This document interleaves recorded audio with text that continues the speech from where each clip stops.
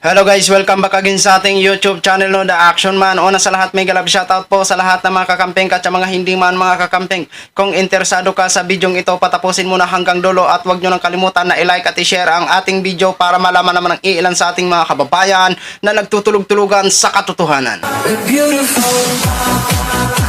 So muli naman nagbabalik ang nag-iisa nyong host na si The Action Man para magbigay ng komentaryo at reaction sa mga mainit ng issue na bayan. So ito mga ka-action, mga kakamping, no, may gusto lang ho ako na i-share sa inyo about pa ito sa one-on-one interview ni Davila at ni Bato de la Rosa ho, mga ka-action, na kung saan napipikon at nagagalit na ito si Bato de la Rosa sa katanungan ni Ma'am Davila. Oo. Ang mga katanungan kasi dito, ang pinag-usapan nila is about sa pag-withdraw nga ho ng ICC nung panahon ni Duterte. Abay, ito naman si Bato, mukhang hindi yata makasagot ng maayos at napipikon at nagagalit. Ito po, mainit po talaga ito na palitan ng kanilang pagsasalita ho, mga ka-action. Ang kanilang pagtanong ni Davila at pagsagot ni Sinit Bato de la Rosa. At ito pa, may tanong pa about sa dilemma case ho, mga ka-action. Ito, panoorin ho natin. Parang guilty na guilty ito si Bato de la Rosa ho, mga ka-action, no? Mainit-init po ito. Natawa ako nung pinapanood ko po ito kasi halatado si Bato de la Rosa kasi direct to the agad si de la Rosa na alam naman ho namin na hindi nyo gusto ang pamamalakad ni President Duterte. Aba, dinamay niya pa si Davila. Nag-i-interview lang si Davila. Hindi ako galit sa inyo. Ito po, para hindi tayo magtagal, panoorin na po natin. I want to challenge you on some of those points. You said the reason former President Duterte actually withdrew from the ICC was an issue of sovereignty.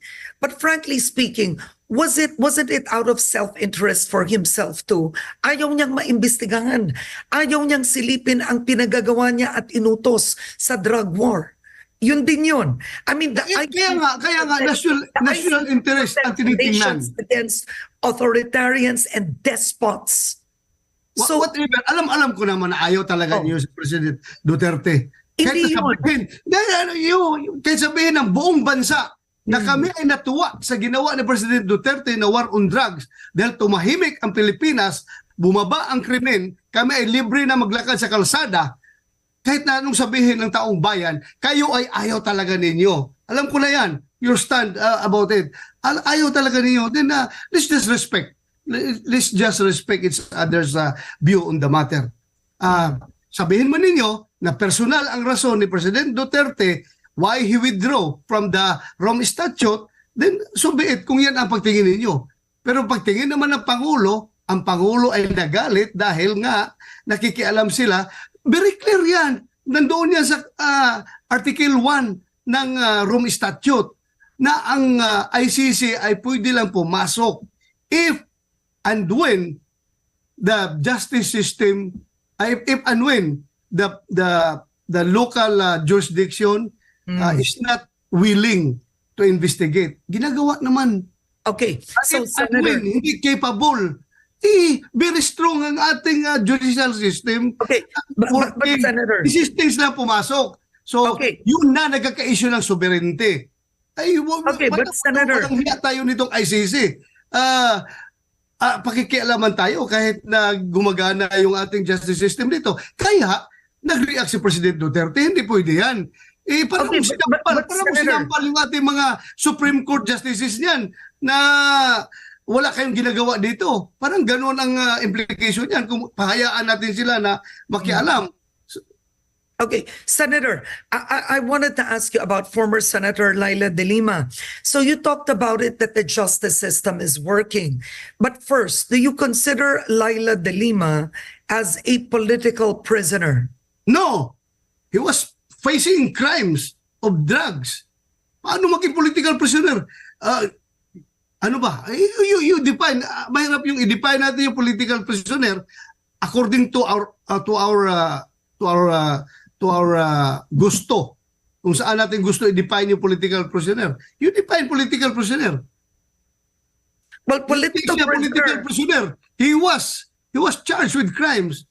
Yes, charged with crimes, of which 2 of the cases have been dismissed. The third one is a possible dismissal or acquittal.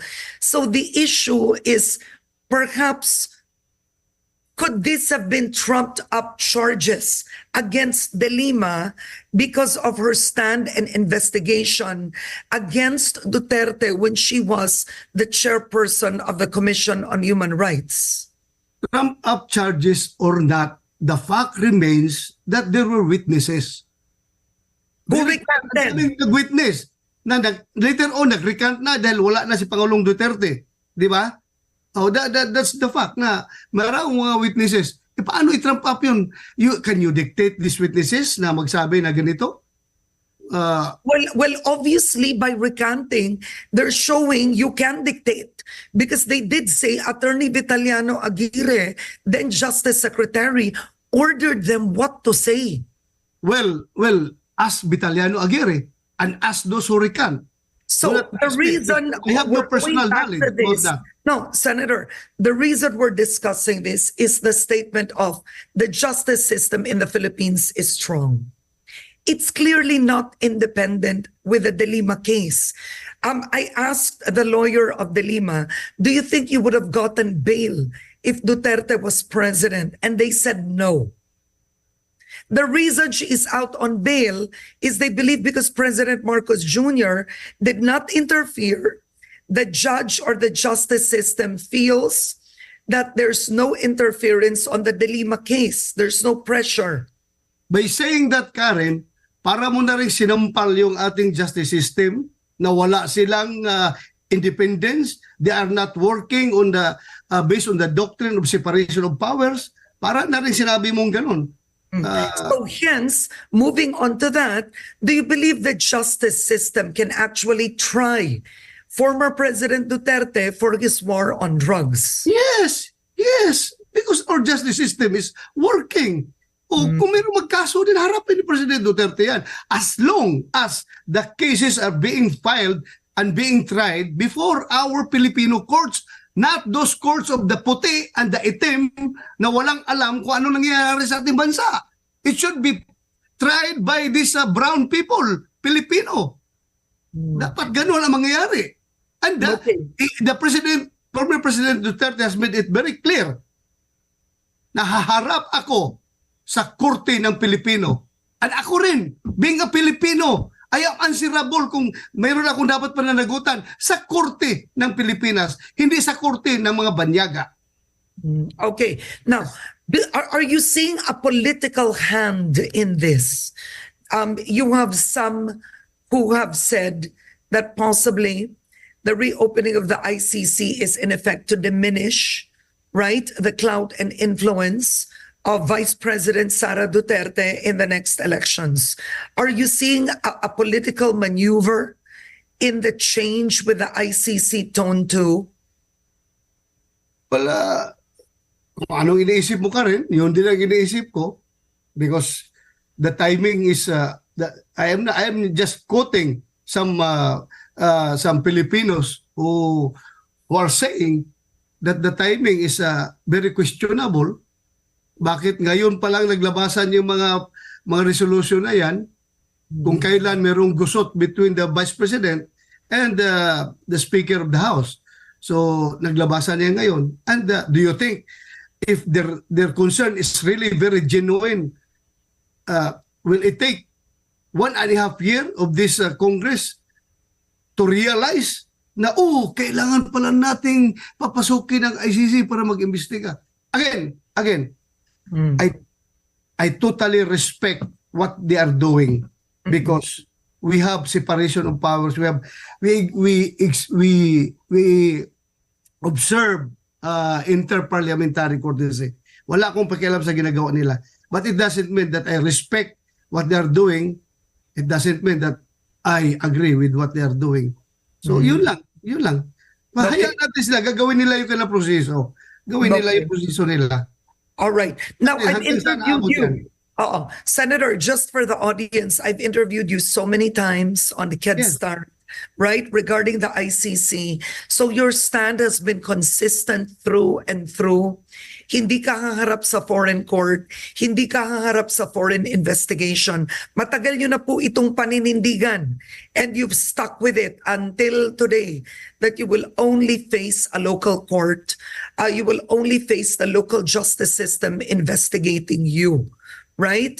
Noon sinabi mo sa Head Start, natatakot ka din. Hanggang ngayon ba, Senator, pareho ang pakiramdam mo o hindi na? Hindi ako natakot because the President is very firm. The President Ferdinand Marcos is very firm. Yung kanyang stand about not allowing ICC to interfere with our justice system. So, sinabi niya, very fundamental questions, very fundamental issues. Number one is sovereignty, and number two is jurisdiction. Very clear sinabi ng Pangulong Marcos yan. So, hindi talaga ma-resolve yung issues na yan. All right. On that note, Senator Ronald Bato de la Rosa, I want to thank you always for a lively and spirited discussion on Get Start. Every time we are here together, I enjoy it. Thank you, Senator. Thank you. Thank you. Salamat ka rin. Again, hindi ako galit sa iyo, ha? Oo naman. Of course. Malabas lang yung aking... Opo. Alam mo na. Oo naman, sir. Much respect. Thank you so much. Senator Ronald Bato. So yun na ho mga ka-action, mga kakamping no, napanood na po natin ang mainit na palitan ng kanilang mga salita. Halatang halata si Bato de la Rosa ay pikon na. Para hindi siya halata na napipiko na, tumawa sa katapusan at hindi ako galit sa'yo. Malinaw din ang sinabi, ang sagot ni Bato de la Rosa na nakikialam na kasi daw ang ICC. Kaya kumalas na si Duterte sa ICC noong 2019. So ibig sabihin, Senate Bato de la Rosa, mawalang galang na ho sa'yo, Mr. Senador. Maliwanag po sa amin na ayaw nyo palang pakialaman ang nasabing war on drug ng ICC. So yan pala ang naging dahilan kung bakit kumalas ang Pilipinas sa ICC. Dahil sabi mo, nakikialam na ang ICC. Siyempre, nakikialam ang ICC kasi isa tayo na miyembro ng ICC that time ni Duterte. So, ayaw nyo palang pakialamanan ng international kasi gusto nyo na ang magagawa nyo is magagawa nyo. Kasi ang sabi ni Duterte dati, I don't care human rights. Tatandaan po namin yan. I don't care human rights at hindi ko po yan nakakalimutan na sinabi niya. Di ba? So maliwanag po dito na ayaw pala ni Duterte that time na pinapakialaman ang kanyang war on drug. Dahil alam ho naman natin na makikialam ang mga human rights. O ngayon, anong masasabi nyo dito? Akala nyo kasi dahil wala na ang Pilipinas sa ICC, is hindi na pwedeng pumasok ang ICC. May suporta man o wala ng gobyerno, papasok ang ICC at wala kang magagawa doon. Di ba? Halatado na po kayo masyado. Huwag po kayong mapikon. Sabi mo, hindi ka natatakot. Di harapin mo. So, about naman doon sa mga tanong ni Corina about sa case ni De Lima. Alam naman po natin na inosente si dating Senadora Laila De Lima. Kaya umaasa ho tayo na magiging acquitted siya sa lahat ng kaso na isinampa sa kanya. Alam na alam ho natin. At ito na po, gumaganti na ang inapi nyo ng 7 years. Kaya hintayin nyo Senate Bato de la Rosa. Kayo naman ang humarap sa mga investigasyon. So yun lang ho mga ka-action, mga kakamping no, share ko lang ho sa inyo. Maraming salamat po sa ating mga viewers Luzon, Visayas at Mindanao all over the world. Ako po ang inyong lingkod, Chida Action Man. Have a good day everyone. Beautiful.